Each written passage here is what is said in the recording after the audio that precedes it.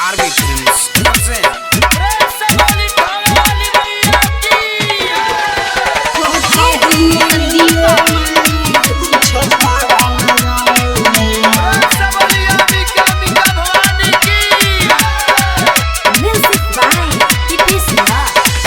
कहवा से लाइब माई ललकी चुनरिया, कहवा से लाइब चुनरी लाले राम, कहवा से लाइए मैया ललकी चुनरिया, कहवा से लाइब चुनरी लाले राम। कतही न मिले माई छाटिया लवंगिया, कैसे शरणिया तोहरा आइए राम। कतही न मिले माई छकावा लवंगिया, कैसे शरणिया तोहरा आइए राम। कतही न मिले माई छकावा लवंगिया,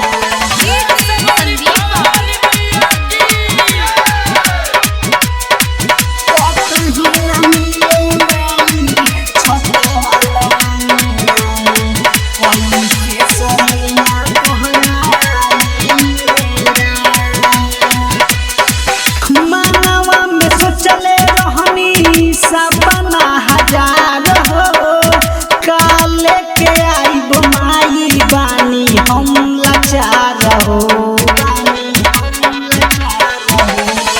मानवा में सोचले रहनी सपना हजार हो काले के आइब माई बानी हम लाचार हो।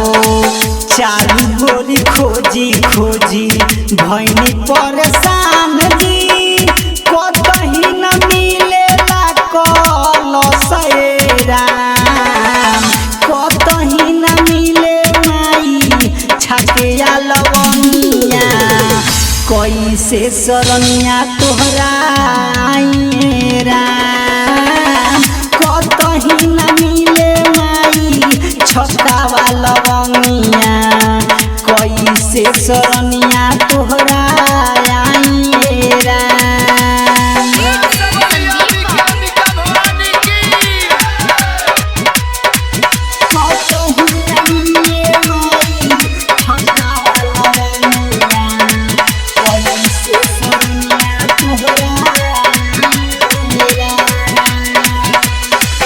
राइटर राजू संगे दीपेश राज हो, दर्शन देखा दो माई रणजीत के आज हो।